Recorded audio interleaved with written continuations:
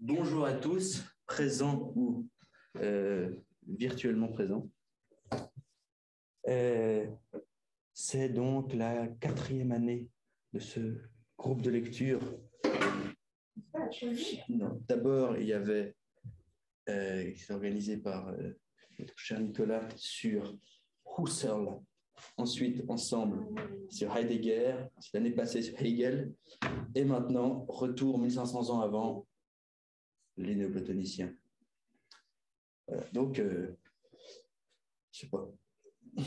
Par exemple, est-ce que vous pouvez dire ce que ça vous est, pas au début, ça, demander ce que ça évoque à chacun, les néoplatoniciens, les auteurs. Je sais pas, toi, tu viens avec une idée en tête de ce que c'est ou bien oui, pour moi, on peut se présenter, dire son nom. C'est magnifique, on va faire ça comme ça. Alors moi, je suis Mathieu Galipo. Je suis Mathieu Galipo et je suis étudiant en master de médecine qui vient de se finir en fait, et en bachelor de lettres en français et philosophie analytique. Et j'aime beaucoup cela, et je suis invité par Nicolas, qui est un peu le mauvais canard des études de philosophie à Genève. Cette tendance à faire des projets un peu déridesques, comme ça. Je voulais venir pour une première fois, peut-être pour des prochaines, probablement pas à chaque fois, mais c'est cool. Les néoplatoniciens, ça dit quelque chose? Alors, qu'est-ce que ça m'évoque? Les néoplatoniciens, pour moi, c'est des gens, des philosophes, qui vont reprendre à leur sauce la thèse platonicienne sur le réalisme transcendantal, si je ne m'abuse, les universaux, finalement, les objets matériels sont associés, émanent d'un universel transcendantal qui est un parallèle des idées.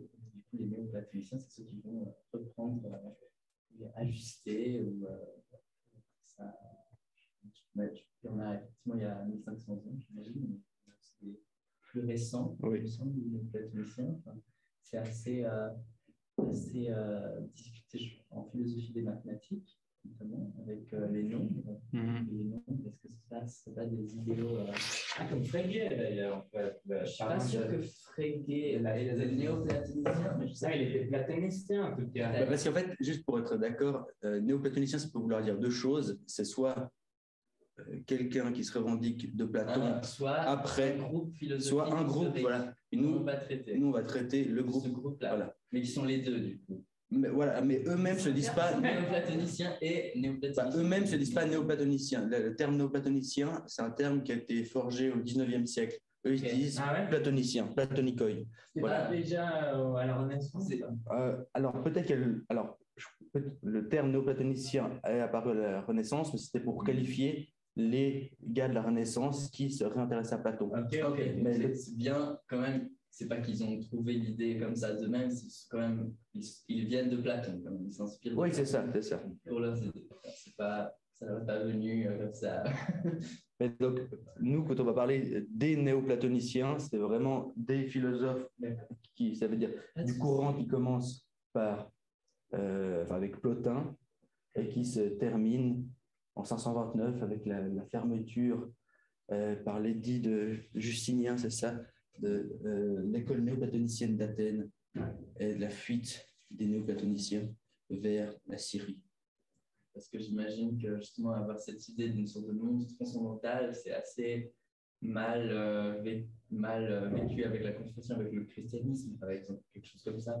Qu'est-ce qu'il y a fait? Je ne sais pas si on va aborder. Bah oui, on peut aborder. Il y a eu des écrits par exemple, Porphyre a écrit contre les chrétiens, voilà. Mais je crois que la polémique était particulièrement forte, disons, entre les néoplatoniciens et les chrétiens gnostiques. C'est vraiment eux qui se fâchaient le plus entre eux. Voilà. Et la polémique entre le christianisme orthodoxe et les platoniciens, en tout cas, il y en a des traces, mais je pense qu'il est moins sont moins vives. Voilà. Mais après, bien sûr, on voit qu'il y a faire plein de liens, voir qu'il y a des choses qui, je ne sais pas si c'est les néoplatoniciens qui ont nourri les débats des conciles du 4e, 5e siècle. C'est clair, je pense. C'est évident que c'était des idées qui étaient dans l'air, donc c'est évident qu'ils le connaissaient, les gars du concile. Voilà. Non, en fait, c'est vrai que je pense qu'ils ont vraiment donné le vocabulaire et disons, la grammaire philosophique pour définir ce qu'est Dieu, le modèle de Dieu. Oui, il y a vraiment plein de choses. Par exemple, on voit le terme là au début du texte. Oui. Bon, mais ça, vous pouvez faire chacun. Le tour, en fait, je synthétise. Je suis Mathieu, je fais de la médecine, du français et de la philo. Et je pense que les néoplatoniciens, c'est par rapport au réalisme transcendantal. Voilà. D'accord. Voilà. Alors, moi, c'est philosophie et en histoire. Excuse-moi juste, est-ce que vous entendez tout le monde qui parle dans la salle? Ou vous m'entendez que moi? Moi, j'entends tout le monde, en tout cas. Parfait. Merci. Et puis, quoi, la question? C'est quoi les néoplatoniciens selon moi? Enfin, dire que ça t'évoque, qu'est-ce que tu attends de ce séminaire? Moi, j'attends à apprendre des choses parce que je ne connais pas vraiment les néoplatoniciens. Voilà. Et j'espère découvrir des choses.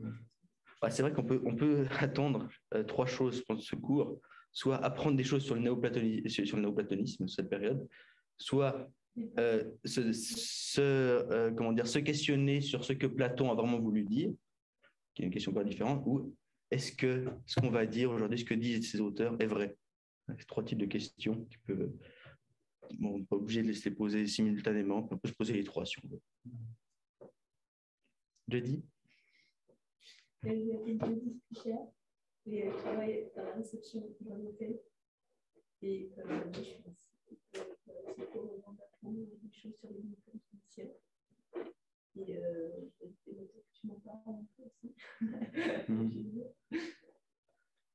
Merci beaucoup. Merci d'être là en tout cas. Et toi, alors? Alors moi, Nicolas Goulard, en tant que fondateur de cet espace de discussion, je suis ici pour voir que tout se passe bien. Je rigole. Non, c'est magnifique, ça me fait plaisir de parler des néoplatoniciens.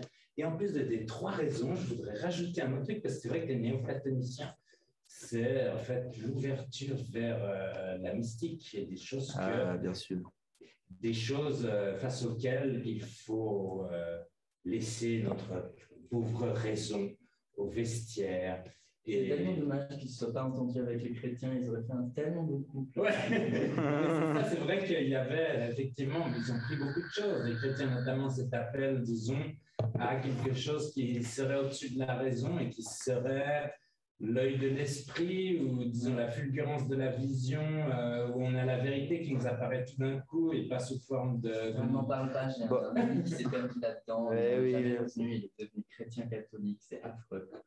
Après, il aurait dû devenir le néoplatonicien. Après, c'est vrai que c'est difficile de dire qui c'est qui a nourri qui, etc. On peut juste parler de... Voilà, le principe néoplatonicienne, c'est un éclairage sur l'époque, puis c'était des idées, exactement qui a eu l'idée en premier, c'est un peu égal, mais c'est sûr qu'il y a des choses qui sont dans l'air, quoi. Et puis ce qu'il y a, c'est qu'il y a aussi d'autres penseurs platoniciens avant qui sont déjà considérés comme néoplatoniciens, même si c'est vrai que Plotin, c'est plus connu et que les autres avant, ils sont pas très connus, et on ne sait même pas exactement ce qu'ils ont écrit, mais on dit que Plotin s'en est inspiré. La 4e question, ce serait pourquoi le néoplatonisme est le début d'un mysticisme?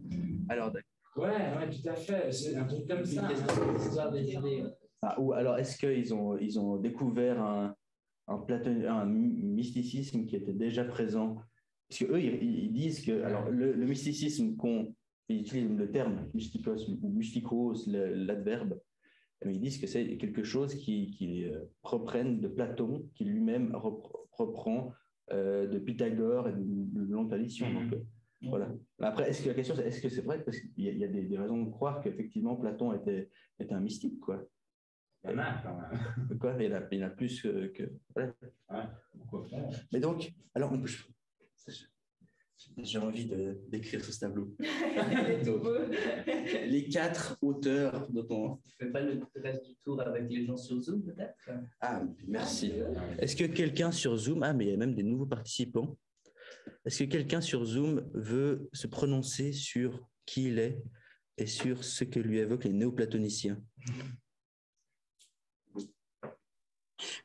Moi, je préfère écouter. D'accord, Voilà. Pas d'autres? Si je peux me permettre, je suis Bertrand et puis je préfère t'écouter aussi. D'accord. Vous écoutez. J'ai tant à apprendre. Voilà. Génial, donc c'est à nous la charge de la discussion. Merci Bertrand. Écoute, je dirais qu'avec vous, ça va être la légèreté dans le débat. En ce qui me concerne, ça sera peut-être effectivement un tout petit peu plus lourd. Non, mais parce que j'ai souvent l'impression d'assister à une partie de tennis et puis par définition, la balle est assez aérienne, tu vois. Ce qui me concerne, je suis très terre à terre. J'ai répondu d'une manière acceptable. Non, mais... Parce que lui c'est quelqu'un qui essaye justement de tirer le ballon vers le bas, tu vois. Tirer le ballon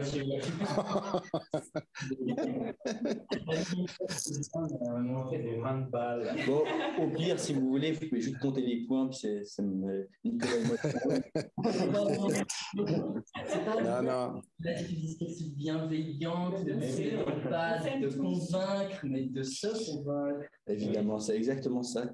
Et je suis d'accord, et en ce qui me concerne, j'aime beaucoup l'image de Roger Federer, qui vient de terminer sa carrière, mais je déteste le sport qu'on appelle tennis, dans lequel la notion même d'ex aequo est impossible. Donc, il n'y aura que des gagnants au début, au milieu et à la fin, en ce qui concerne ce soir, j'en suis persuadé. Eh bien, merci. Moi, je parle au revoir. D'autres personnes qui veulent se prononcer sur la nature intrinsèque des débats philosophiques? Non. Ok. Voilà, juste pour avoir un petit peu de concret, je décris les 4 philosophes qui seront voilà. C'est la question. Donc d'abord Plotin.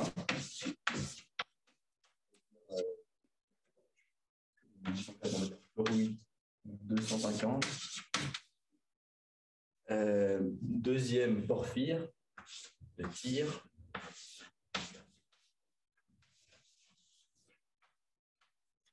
Troisième, Jamblique. Ça, c'est Louis, on va dire 208 ans, 3 ans. Jamblique, qui est aussi un arabe. Lui, je dirais, ça c'est à vérifier. Il doit être né vers 300, on va dire 350. Et je crois qu'il vient, Porphyre était en même temps que Plotin, Jamblique est... Le Jamblique un peu plus tard. Proclus un siècle après Jamblique, non? À peu près. Proclus, ça oui, c'est vers 400. Proclus, c'est vraiment... Enfin, Proclus. Et puis ça, on va dire 450. Et puis ça se continue avec d'autres personnes qu'on a très peu décrites jusqu'à 529. Voilà. Quand ça commence exactement, on peut dire avec le début de l'enseignement. On pourrait dire, vraiment, ça va être historique. Quand on lit des traités d'histoire sur le néoplatonisme, on dit que ça commence avec Ammonios Sakas. Ammonios le Sas. Le site. Le Sas, c'est une branche des Scythes, les Sas. Alors qu'il, lui, aurait été le maître de Plotin et d'Origène. Origène, c'est pas celui qu'on parle. Il y a encore un petit débat sur si c'est le même que celui, mais probablement pas. Voilà. Et à Alexandrie, mais lui n'a rien écrit, Origène non plus. Et Plotin prépare à Rome et puis fonde son école. Voilà. Il écrit une série de traités que Porphyre éditera plus tard. 6 traités, dans 6 livres, composés chacun de 9 traités, on appelle les Énéades. Énéa, c'est-à-dire 9. Voilà. Alors, tout ce qu'on a de Plotin, c'est les Énéades, ça veut dire l'édition de ces traités par Porphyre. Porphyre, on a une grande littérature. Enfin, on n'a pas beaucoup de un gros corpus. Et le corpus le plus, disons, l'œuvre la plus discutée à Genève, c'est son commentaire, son introduction aux catégories d'Aristote et Sacopé. Voilà. Mais alors, disons, si on... Alors, dans l'étude de la question des universaux, alors évidemment, c'est un texte capital, Isakogé. Dans la question du néoplatonisme, c'est sûrement pas le livre le plus important. Il a écrit des commentaires, il a écrit plein de choses. J'ai mis un début d'un texte dont le titre était quand même assez joli, j'ai trouvé, qui s'appelle Aphormae prosta noeta, c'est ça? Ça veut dire départ, ou point de départ vers les intelligibles. Voilà. Donc, les deux critiques de l'idéalisme. Parce que lui, il est marxiste, il est aussi, et c'est aussi tiré vers le bas. Le bassement terrestre, voilà. Les souffrances humaines sur Terre. Mais peut-être faut lire les textes, non? Puis moyen de s'écharper surtout. Alors maintenant qu'il y a ce petit cadre, qu'est-ce que vous voulez faire? Vous voulez les textes? Je pense que ce serait pertinent de lire les textes, de les commenter pour les comprendre. Ça, j'en ai. Mais alors, disons, c'est pas une liste exhaustive, mais c'est les 4 les plus importants, donc on a un gros corpus. Puis il y a vraiment des corpus importants. Proclus, on a une bibliothèque énorme, c'est 1000 pages, je pense. Voilà. Alors, quelqu'un veut-il faire la lecture? D'abord, j'ai mis un premier texte un petit peu pour nous mettre dans l'ambiance, texte un peu édifiant, comme ça. Donc, tiré, quand on note, on ne marque pas l'œuvre de Plotin, parce que c'est un seul truc, c'est Ennéade numéro 2, 9e, et puis ligne 14. Il y a deux systèmes de notation juste pour dire comme ça, si vous tombez. Ça, c'est la notation porphyrienne qui suit l'édition de Porphyre.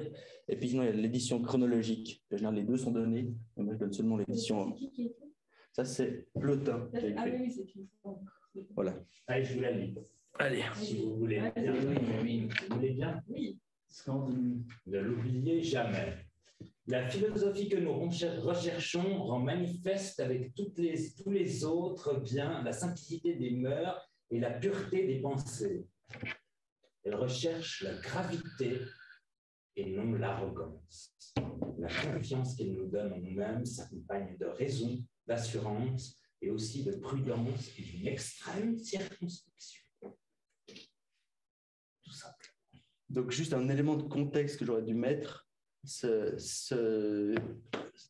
9e Ennéade du livre 2, on la nomme normalement contre les gnostiques, un peu polémique contre les gnostiques, qui sont pas tout le temps nommés, mais on se dit que c'est contre eux. C'est quoi les gnostiques? Oui. Donc les chrétiens. Ah non, contre les chrétiens gnostiques. Non, les gnostiques, c'est pas les chrétiens. Voilà. C'est-à-dire c'est les chrétiens qui ont été jugés hérétiques a posteriori, quoi. C'est vraiment des groupes. On parle des chrétiens. Quand on parle des chrétiens, c'est les chrétiens non gnostiques, et quand on parle des gnostiques, c'est les gnostiques. Voilà. Déjà à l'époque. Qu'est-ce qu'ils ont de particularité, ces gnostiques? Ah bon. Ou alors là, on peut. Disons qu'il y a certaines polémiques. Certains disent aussi que les gnostiques étaient les premiers chrétiens, d'autres disent que non. Mais tu veux juste une petite info? Moi, je veux juste une précision, parce que si ça s'appelle contre les gnostiques, j'aimerais bien comprendre. D'accord. Oui. Qu'est-ce que c'est les gnostiques? D'accord. Pourquoi on pourra comprendre qu'est-ce qu'on a contre eux? Alors, je me suis dit qu'on pouvait lire ce texte sans savoir contre qui il se... Ah, alors... Voilà. Mais après, si ça t'intéresse, on peut te répondre, parce que ça beaucoup intéresse aux gnostiques, Nicolas et moi. Mais juste dire que c'est des... Pardon?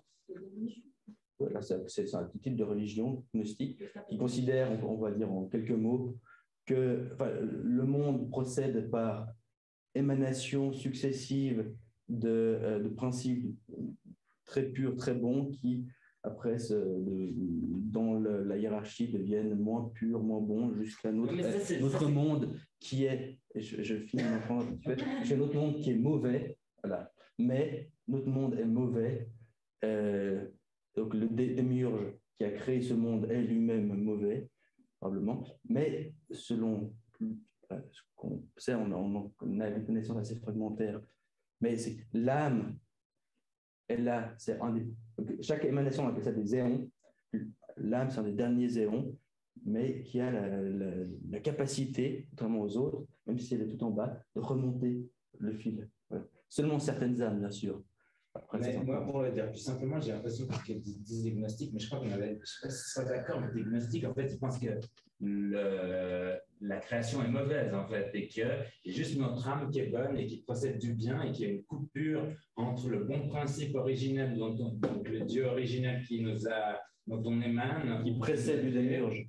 Et puis, il y a eu un serviteur mauvais qui a créé une mauvaise création dans laquelle il nous a enfermés. Où en fait, tout le concret, la matière, c'est mauvais. Il y a que notre âme qui procède de la lumière et de l'esprit qui est bonne. Tandis que chez les néoplatoniciens, il n'y a pas cette coupure. Le monde est juste peut-être mauvais parce qu'il est moins pur que les principes qui sont tout en haut, mais il n'a pas de mal en soi, quoi. C'est ça. Notre monde est mauvais, mais on peut se sauver par la gnose, ça veut dire par la connaissance. Voilà. Et il faut se sauver du monde, tandis que les néoplatoniciens, ils ont un respect pour le monde, surtout Plotin, qui pense que, disons que le monde est imparfait, mais qu'il est le résultat d'un ruissellement de la perfection de l'esprit et de l'un. Donc ça, c'est justement, un truc intéressant parce que en même temps, il y a une grande polémique entre les gnostiques et les néoplatoniciens. Mais quand on regarde un peu en tant que néophyte, il y a un truc qui nous surprend chez les deux, c'est qu'il y a vraiment une série d'émanations successives, de hiérarchies qui est très grande entre... Voilà, voilà, juste ce côté-là, cette hiérarchie de l'existence qui est assez proche. Mais chez les néoplatoniciens, chaque niveau est, disons, moins purement bon, quoi, mais veut quand même le bien. Voilà.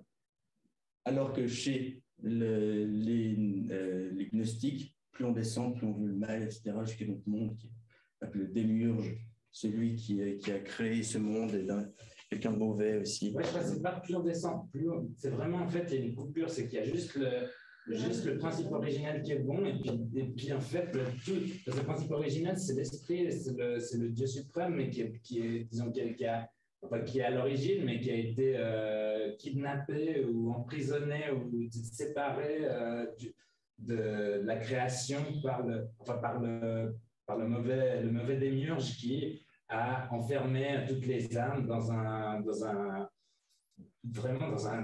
truc horrible qui est le monde, quoi. Et donc les gnostiques, ils ont une vision très très négative, ouvertement négative du monde, et on doit s'en débarrasser.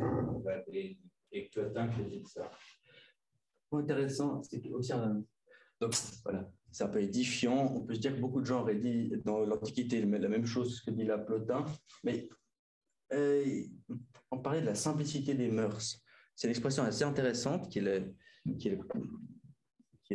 Plotin est le premier à l'utiliser, et après ça va être repris, on trouve chez plusieurs chrétiens.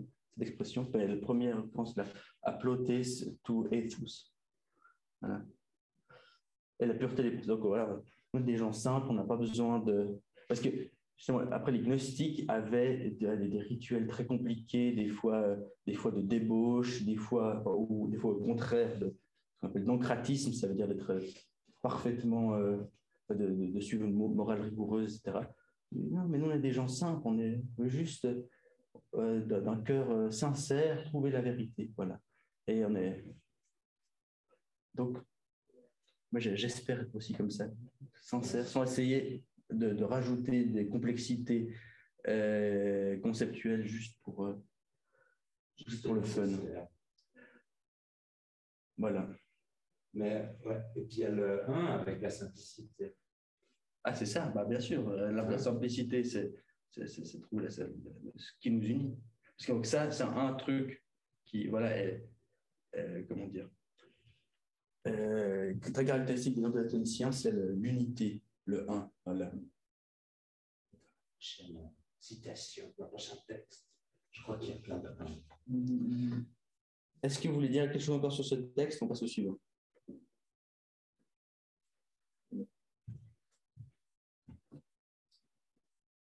Chose qui m'inspire. Je suis pas sûr de comprendre qu'est-ce que c'est la gravité. J'imagine que ça, le texte original il à faire quelque chose de plus pointu. C'est au Semnon, je ne sais pas pourquoi. Moi je comprends ça comme voilà, on se met sérieusement, sérieusement à la tâche, quoi, gravité. Et ça veut dire qu'on est vraiment, on recherche la vérité et non pas l'arrogance. Ça veut dire des mœurs, ça veut dire qu'on est simple, on cherche juste la vérité. C'est ça. Et on n'essaye pas de faire des grandes théories pour être belle, qui serait l'arrogance. Aufades. D'accord. Mais après, ça, évidemment, tout le monde dirait ça, quoi. Moi, je cherche pas, je suis pas arrogant, je recherche je suis un ami de la vérité sincère. Tout le monde est arrogant. Mais la simplicité des mœurs, moi j'ai mis ce texte pour le mot, la simplicité des mœurs, qui sonne un peu commun, mais qui, à mon avis, voilà, quelque chose qui a marqué les esprits. Après, l'utilisation du terme haplos, comme pour dire dans un sens moral, ça y est déjà commun. Mais l'expression haploté, c'est tout et tout ça. Voilà. On continue? Donc, je vais lire. Voilà. Un pauvre endroit.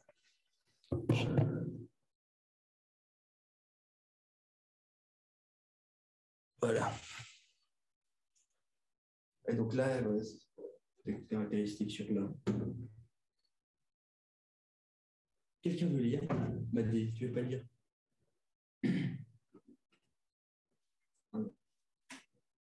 Toutes les choses qui sont par l'un, aussi bien celles qui sont primairement que celles qui sont dites de quelque manière être dans des choses qui sont.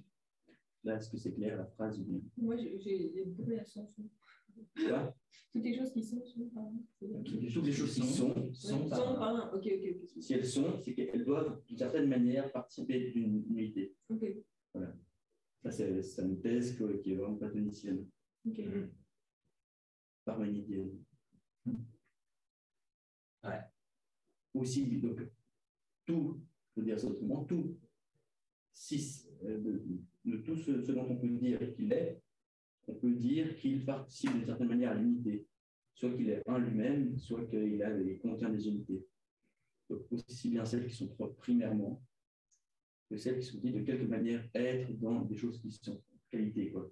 Par exemple, une qualité. Ça, c'est Voilà. soit les choses qui sont des parties, c'est pas genre un bras. Ouais, partie aussi. Non, mais ça vous rappelle, vous n'appelez pas la distinction être dit de ou dans de Aristote, les catégories.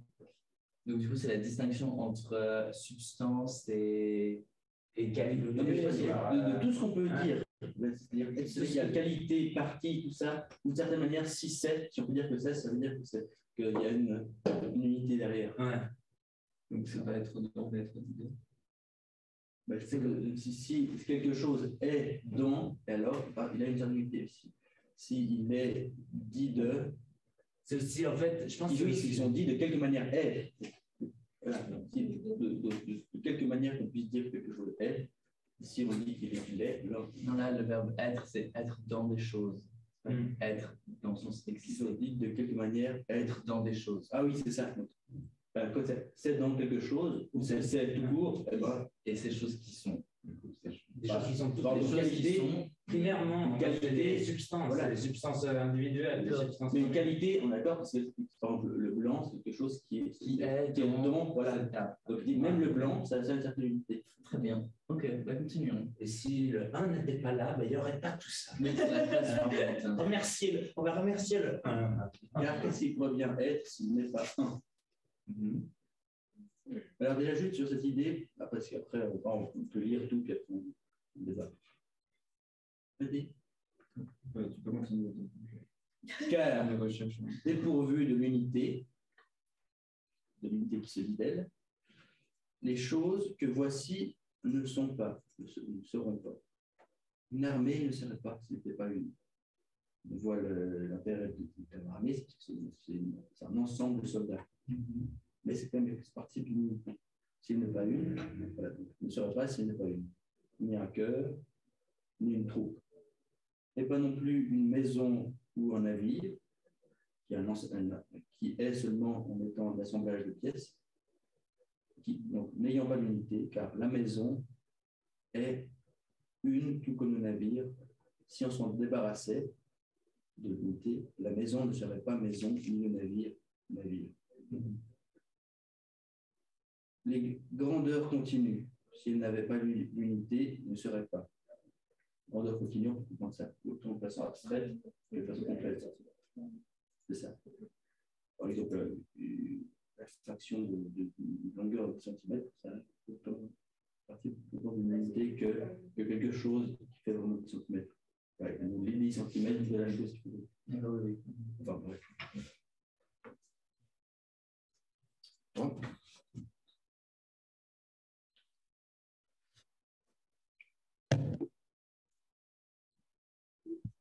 Car c'est un fait que si elles sont divisées, elles changent d'être. Pardon.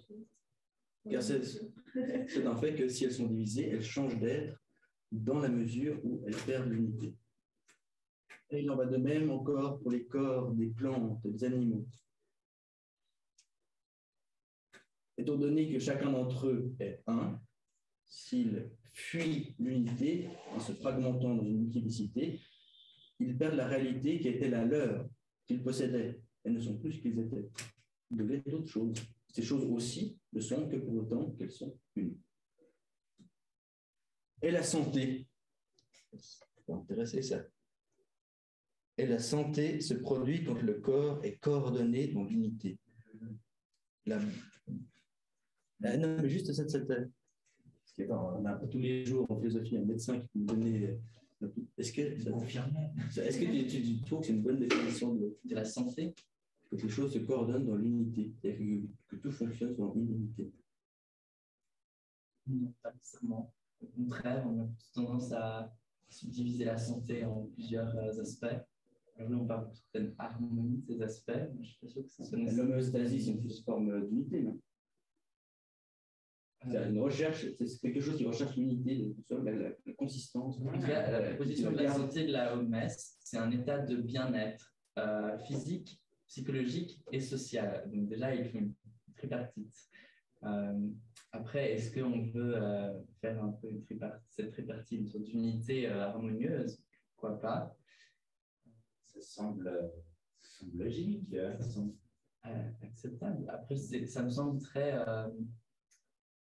c'est très difficile de dire ce qu'il entend par santé et ce qu'il entend par unité de la santé. Harmonie, pourquoi pas marcher en un seul? Pourquoi pas? Ouais, je pense que c'est ça. Ouais, bon, mais c'était pas. Voilà, il donne plein d'exemples. En fait, un cancer, quand même, c'est un truc où tu as des cellules qui ne font pas ce que toutes les autres cellules font normalement, de manière organisée, comme une unité organique. Oui, mais notre santé, elle tient aussi à des micro-organismes. Est-ce que ces micro-organismes font partie ou non de notre unité? La question de l'unité dans le corps humain, elle est très compliquée et je pense qu'il faudrait un cours entier sur ça pour l'aborder parce qu'on a toutes sortes de questions sur le chimérisme, sur les notions justement de microbiote. Est-ce que le microbiote fait partie de notre santé ou pas? Les éléments. Les éléments notamment.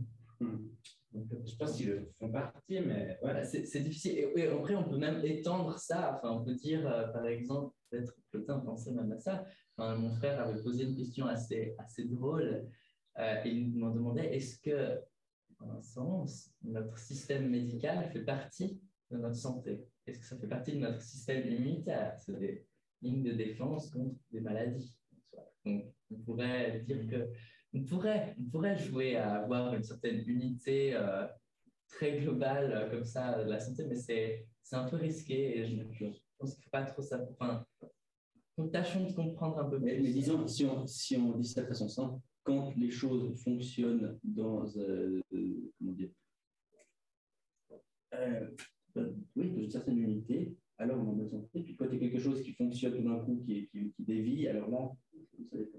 Je trouve que c'est... Enfin bref, on va pas s'attarder là-dessus. Non, parce qu'on pourrait imaginer que tout le corps marche mal, donc il y a besoin d'unité de la maladie. Enfin, c'est un peu bizarre. Il y a des maladies qui sont systémiques et qui sont uniques. Enfin, c'est un peu. C'est vrai, c'est vrai. C'est un peu particulier. Le corps a décidé unanimement de se détruire. La santé, c'est pas. Ouais, mais vraiment. Chaque cellule conspire pour détruire le corps. Il y a des maladies comme ça. Mais je pense que là, il ne faut pas comprendre santé comme ce qu'un médecin essaye d'obtenir, mais comme ce qui fait que ma vie continue à vivre. Ouais, c'est bien ce que j'affirme. Je disais il faudrait envisager qu'une maladie qui est unitaire en un sens, mais qui n'en reste pas moins. Par exemple, les troubles de la personnalité. Qui font partie de l'unité, mais c'est quand même des troubles et qui ont un impact fonctionnel négatif sur la vie des personnes. C'est un peu plus compliqué que ça. Non, je ne dirais pas que santé égale unité, c'est quelque chose d'aussi straightforward. Disons que c'est quand même, disons que pour parler un peu comme un vulgaire analytique, c'est quand même ce que, disons, un peu l'opinion moyenne, quand on pose la question, on pourrait être d'accord avec ça. On pourrait dire que la santé, c'est une forme d'harmonie unifiante de plusieurs aspects de notre existence. Pourquoi pas? Mais je pense que c'est une simplification et que c'est pas une approche intéressante. C'est une approche qui a ses limites dans la conception de la santé. Est-ce que ce ne serait pas parce qu'il y a un préjugé contre... Parce qu'il y a aussi, c'est pour ça qu'on a fait ce séminaire, parce qu'il y a beaucoup de préjugés contre l'unité. On célèbre la pluralité, Héraclite contre Parménide. Je ne sais pas, mais en fait, en médecine, on a une approche qui se veut holistique, donc qui inclut le tout, ou un tout, mais il me semble que malgré tout, dans cette approche holistique, même si on reconnaît que les choses marchent les unes avec les autres, le social, le psychologique, le physique, donc il y a des éléments de lien, ça n'en reste pas moins des choses qui sont distinctes et qu'on peut aborder distinctement. Peut-être faudrait-il s'intéresser aux philosophes médiévaux qui discutent des 50 000 possibilités de distinguer les choses et peut-être en fait il y aurait une unité. Ouais, il y a Galien sinon. Vous savez que l'auteur dont on a le plus de textes avant le IIIe siècle, c'est Galien. C'est 8% du corpus. Mais donc je ne suis pas 100% convaincu, mais pourquoi pas? Ce serait un débat à avoir. À l'époque, c'était ça la médecine, c'était les harmonies, c'était... Mais justement, mais même dans ce cas-là, on parlait il y avait la théorie des humeurs, si je m'abuse, c'est plus tard la théorie des humeurs. Je ne suis pas sûr de quand... Si Galien il parle d'humeur. Donc il y a une théorie des humeurs et différents éléments qui sont dans le corps, et il faut que chacun de ces éléments soit équilibré. Donc, on doit avoir la bonne quantité de sang, la bonne quantité de bile noire. Donc, finalement, c'est des systèmes qui sont un peu distincts et qu'il faut équilibrer séparément. Donc, on n'a pas vraiment l'impression enfin, on pourrait un peu séparer les systèmes, justement, fonctionnels. Mais il n'y a pas mon cœur qui bat de son côté et puis mon système digestif qui fonctionne de l'autre. Non, c'est clair qu'il y a un ensemble qui fonctionne, mais c'est l'humain. Voilà.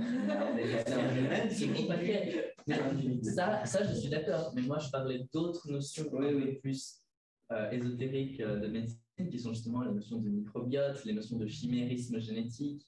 On a des notions qui remettent un peu en question justement cette idée d'unité du fonctionnement. Donc il y a des particularités à la frontière, comme le chimérisme au centre. Non, parce que le chimérisme, c'est tout à fait normal. Justement pas, parce que le chimérisme, c'est quelque chose qui est plus commun en fait qu'on pense, mais parce que nos cellules, comme tu l'as mentionné avec les cancers, c'est des cellules qui ont des dysfonctionnements dans leur mutation et dans leur reproduction, et en fait, toutes nos cellules vont avoir des particularismes dans leur mutation, parce qu'il va avoir, dans leur reproduction, et du coup, on a forcément des cellules qui ont un code ADN différent d'autres cellules, parce qu'il y a des erreurs dans la création de la machinerie. Et certaines de ces erreurs vont mener à des cancers, et d'autres juste... D'autres participent à notre bonne santé, peut-être. Hein? D'autres participent à notre bonne santé. Ou ne changent rien à que ce soit en bonne santé ou pas. Enfin, on pourrait avoir des mutations qui n'ont pas d'impact positif ou négatif sur notre santé. Donc, on a une différence concrète des chimérismes entre nous, nécessairement, parce qu'on a des mutations qui se passent dans nos cellules à chaque reproduction, enfin pas systématiquement à chaque production, mais dans l'eau, il y en a. Donc, non, on a des choses qui font qu'on n'est pas un et un, enfin, mais c'est plus compliqué que ça. L'unité est remise en question de manière assez forte actuellement en biologie, ou du moins l'unité, c'est-à-dire ce qui fait partie de toi, ce qui fait pas partie de toi. Oui, mais c'est ce que je te dis, c'est que c'est une vision naïve, en un sens. D'accord, mais après, tu peux regarder, et du coup, peut-être tes cheveux, non, c'est pas partie de toi, mais pas la racine. Par exemple, est-ce que mes lunettes font partie de ma santé? C'est vrai, c'est une bonne question. Voilà. Là, moi, je dirais oui, mais est-ce que c'est vraiment pas fait partie de mon unité? Non, mais à part ça, il ne dit pas que la santé, c'est l'unité, mais je pense qu'il fait part d'un monde, il fait part comme Platon d'un monde où tout est à la fois un et plusieurs, et il essaye d'expliquer cette pluralité dans l'unité, vice-versa, en considérant, c'est un choix comme Platon, qu'il y a une unité, disons, pure, disons, vers laquelle les choses ont tendance à tendre. Et c'est une vision un peu, disons, anthropomorphique, quoi, parce que notre esprit est fait comme ça. Mais pour certains, elle est encore plus valable. Alors, je dirais qu'il y a plus, on pourrait aller dans beaucoup des directions différentes, j'en ai pointé quelques-unes. Il y a en médecine pratique, il y a une ambiguïté entre la prise en charge holistique, donc du tout, et la prise en charge spécialisée. Ça, c'est pratique. On va, je sais pas, aller chez le psychiatre, traiter les problèmes psychiatriques, aller chez le néphrologue pour des problèmes de rein, etc. Et c'est des deux visions qui finalement sont valables et qui fonctionnent pratiquement. Et après, il y a les aspects plus théoriques, médicales, on pourrait aborder justement les notions biologiques, les notions fondamentales.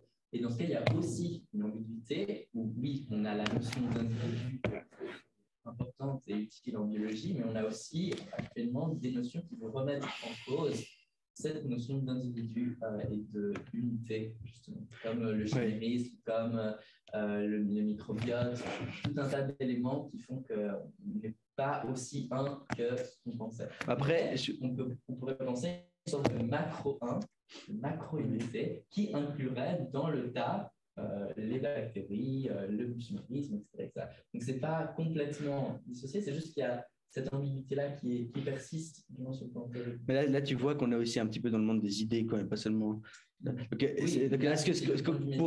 Pour simplifier, je pense, l'argument, parce que je pense que... Enfin, je trouve super intéressant ce que tu racontes, évidemment, hein, mais je pense que Plotin dirait, oui, c'est possible, mais on parle de santé, et on sait dire qu'il y a des choses qui sont saines et des choses qui ne sont pas saines. Alors, puisqu'il y a une idée de santé, ça veut dire que il y a une unité qui est derrière la santé, voilà. Après, est-ce que dans le voilà, mais ça serait difficile justement parce que la notion de santé est une notion qui est tellement justement pluriforme dans son actualisation que c'est difficile d'accepter la notion qu'il y a une sorte de santé unique qui émane et qui implique que c'est ça la santé. Moi, quand je dis ma mère est en bonne santé, je crois que c'est assez clair ce que je dis. J'ai un ami qui ne peut pas le dire, et c'est assez clair aussi pour lui. Oui, mais si tu peux juste être en bonne santé, tu verras. Mon papa qui nous écoute m'a dit une fois, d'où il s'était tiré cette citation, la santé, c'est le silence des organes. Oui, mais non, justement, parce que par exemple, ça encore, c'est une vision naïve de la santé, parce qu'on pourrait dire une personne qui est hyper tendue, elle n'a pas du tout de symptômes de son hypertension, mais est-ce que vous pouvez dire qu'elle est en bonne santé? C'est difficile. Elle est bien dans son corps, etc. Oui, mais l'OMS, l'Organisation mondiale de la santé. Tout. Ah, c'est l'OMS qui dit ça. Oui, oui. on prend l'hypertension comme une maladie grave par ailleurs, parce qu'on en meurt. Est-ce que la personne est vraiment en bonne santé? Le silence des organes n'est pas suffisant. Oui, mais de toute façon, on va mourir. Une hypertension. Oui, mais disons que oui, il y a une, comment dire, disons que le langage scientifique rend la discussion sur certaines choses, disons, dont on est sûr impossible. Et c'est le fait que ma mère est en bonne santé, c'est un fait. Peut-être que c'est pas vrai, mais c'était vrai jusqu'à maintenant. Ok, pourquoi pas. Mais mais en réalité, quand on s'approche de la notion de santé et qu'on s'écarte justement de cette notion naïve de la santé, c'est le silence des organes, et ben c'est plus protéiforme que ça, notamment d'un point de vue culturel, notamment d'un point de vue social. Enfin, être en bonne santé pour toi, en fait, c'est probablement pas du tout être la même chose qu'être en bonne santé pour moi. Même si on se comprend, c'est aussi la tête. Tu nous évoques un relativisme qui est à milieu de cette philosophie. C'est bien qui ce est que l'inverse. C'est bien ce que je dis, c'est que c'est difficilement conciliable. Ouais, mais disons que cette philosophie, elle aura tendance effectivement à, disons, à mettre en évidence des concepts qui sont le plus clairs possible, et notamment clairs parce que, d'après Plotin, il a posé le 1 pour, disons, pour satelliser toutes les... Oui, mais c'est pas parce que le concept est compliqué, difficile à saisir, que nous-mêmes, on n'est pas capable de l'établir, qu'il n'existe pas, et puis qu'il n'y a pas une certaine unité là derrière que nous, on n'a pas encore réussi à voir. J'ai pas dit ça. J'ai pas dit que c'était le cas. J'ai dit que ça rend difficile le fait que, justement, la notion de santé, moi, je la trouve... je fais 6 ans dessus, donc j'ai cette impression que c'est quelque chose d'assez protéiforme, complexe, relativiste, selon qui on parle, que, et même entre spécialistes, par ailleurs, et c'est difficile, justement, de vouloir l'identifier à quelque chose de simple. Mais franchement, c'est symptomatique du fait qu'effectivement, on est dans une ère anti-platonicienne et puis que eux, ces gens, voulaient quand même, avaient une volonté, disons, d'unifier les valeurs et le positif et de le relier à ce un qui est tout en haut. Oui, mais c'est cette volonté de simplification, comme on en a parlé précédemment, et c'est juste que je dis que l'exercice se prête moins bien avec la santé de actuellement.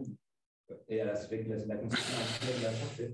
La question, c'est pas est-ce que lui connaissait le débat du monde actuel sur la santé, c'est qu'est-ce que lui pourrait penser. Oui, mais ça semble relativement clair à ceux qui oui, tout à fait. Moi, je suis en train de dire.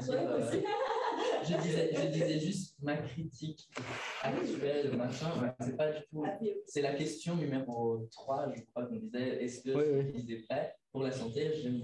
Mais non, mais c'est intéressant parce que si on ne s'intéresse pas aux exemples mêmes, on ne s'intéresse pas aux choses mêmes. Donc c'est pour ça que c'est très intéressant cette conversation. Moi, malgré ce que tu me dis, j'ai quand même la conviction que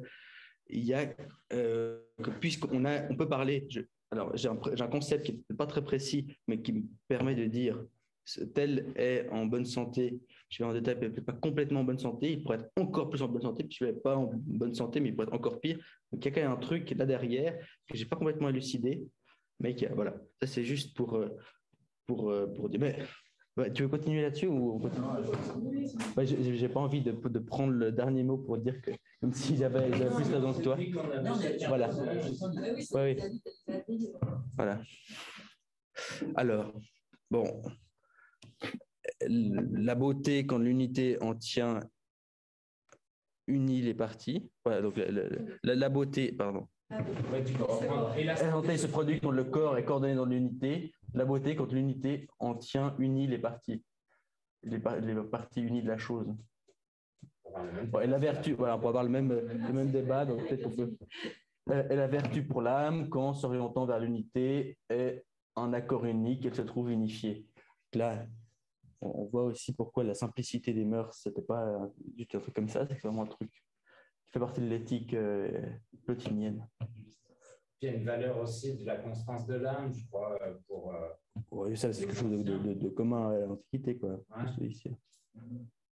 Mais alors, puisque c'est l'âme, voilà, maintenant, alors c'est là qu'on va pas obligé de suivre, parce que poser qu'il y a une unité, alors qu'est-ce qui conduit à l'unité? C'est l'âme.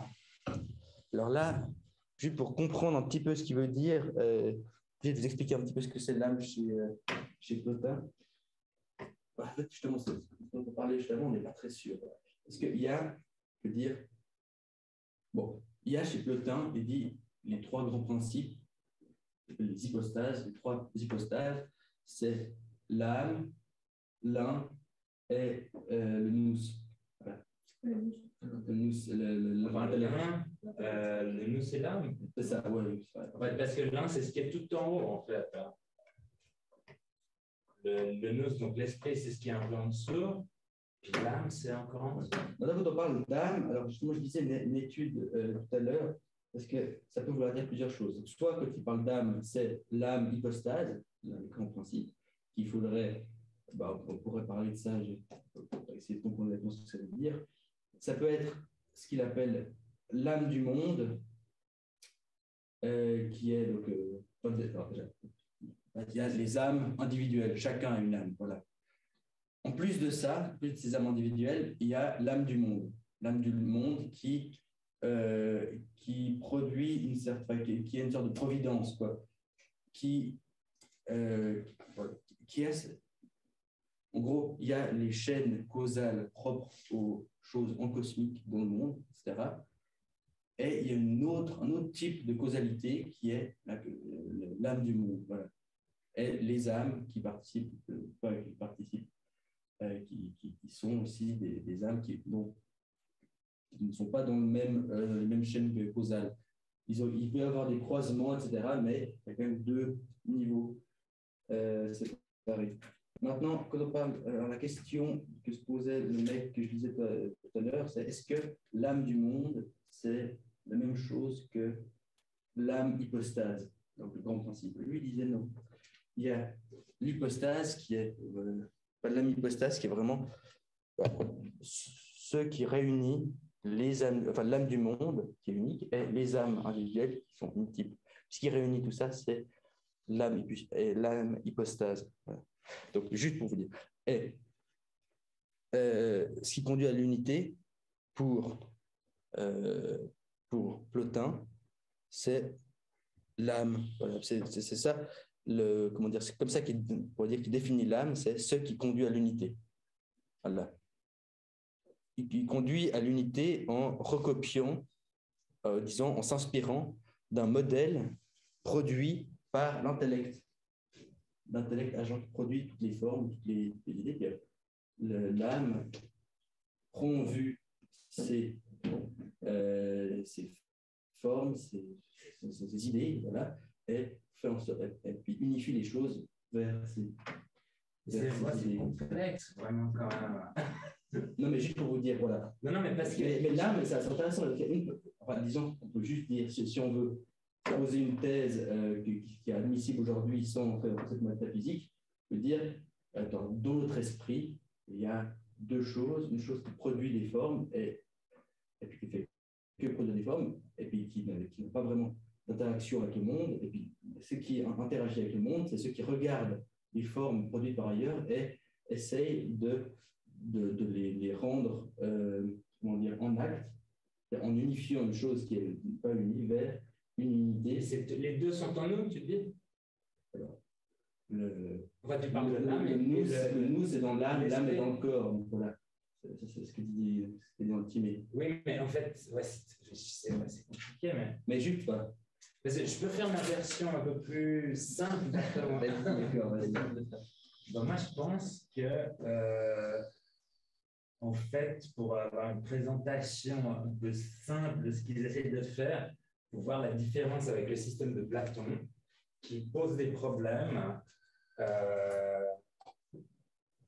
Et la différence majeure, en fait, c'est que quelque part, le système de Platon, c'est un dualisme où le monde est séparé du monde, le monde sensible est séparé du monde des idées. Il faut s'élever au monde des idées et il y a une dépréciation de ce monde sensible. Et les deux sont deux choses complètement séparées. Donc cet dualisme, tandis que les néoplatoniciens vont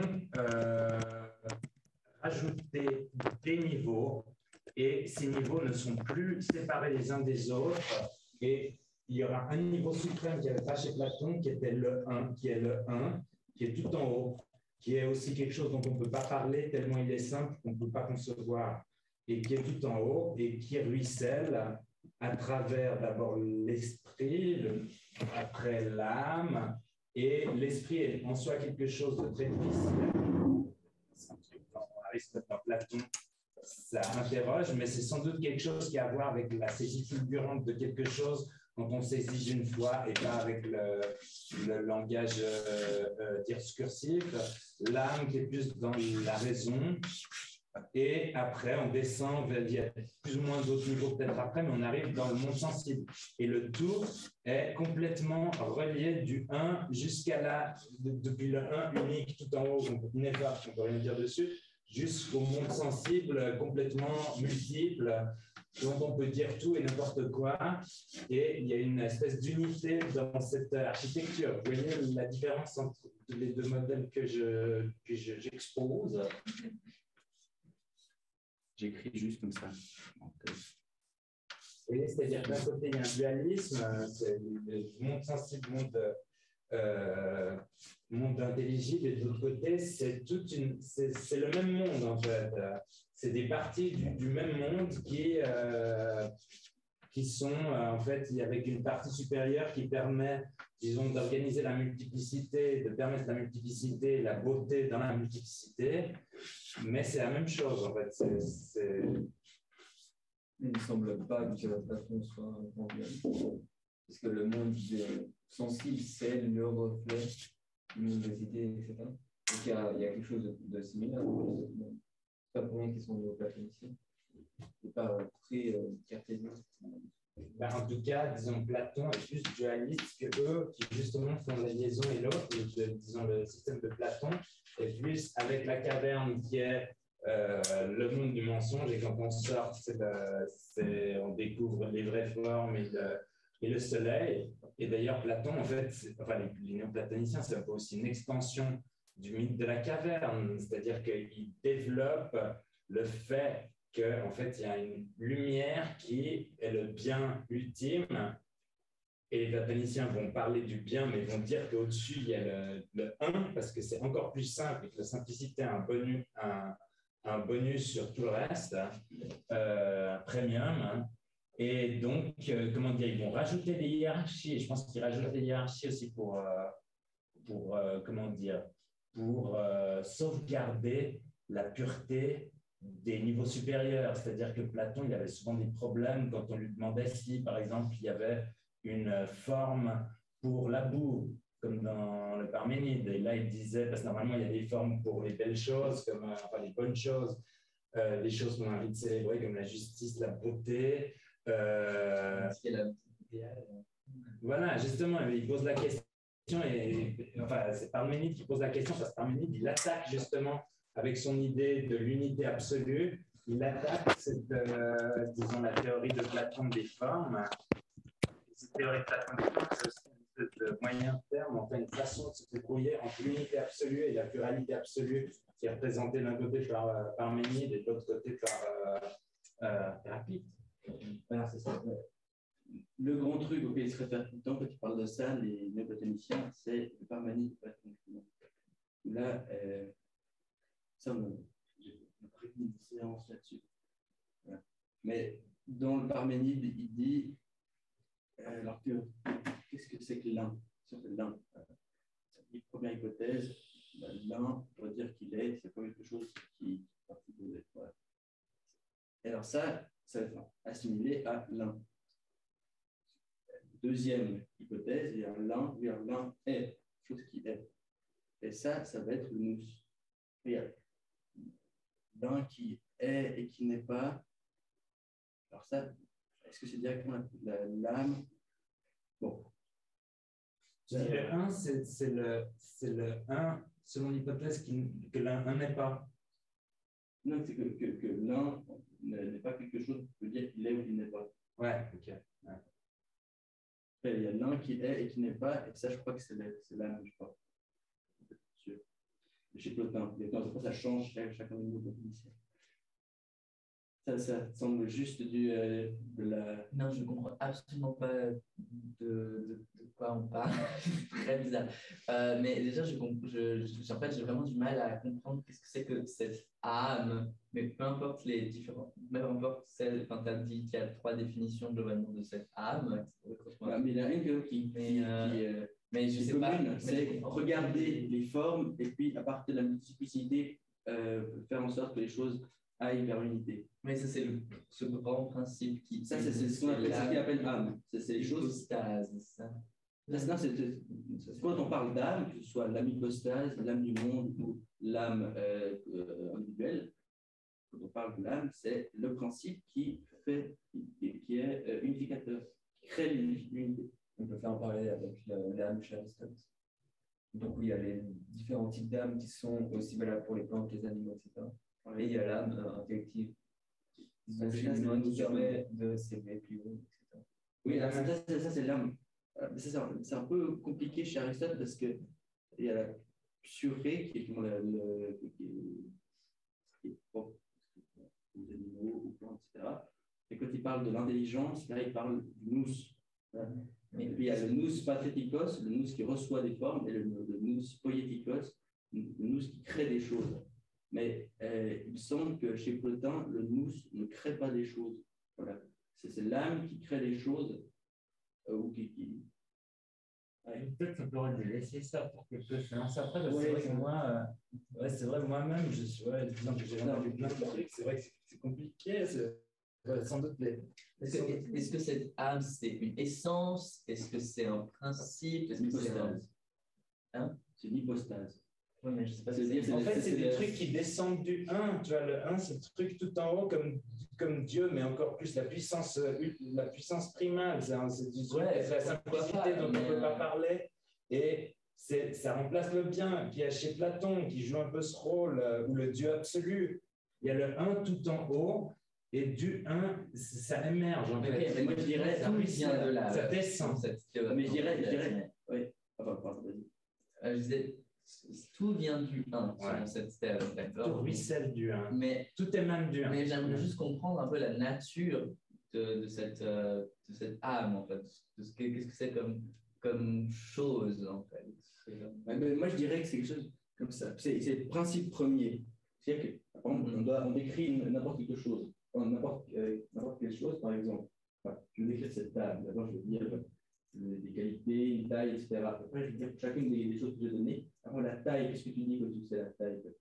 C'est une grandeur, après, tu dis que c'est une forme, et après, quand on dit que c'est la forme, on dit que c'est quelque chose qui est produit par le plus. Voilà. Ou alors, je parle d'autres choses, par exemple, la liberté, la liberté, c'est quoi? C'est un concept. Le concept, c'est quoi? C'est quelque chose que nous regarde, que l'âme regarde, et puis en fait, c'est les réponses dernières. Je demande ce que c'est quelque chose, et puis après, à chaque étape, je redemande ce que ça veut dire ça, on revient, puis au dernier lieu, c'est les hypostases qui savent chacune partie de l'unité.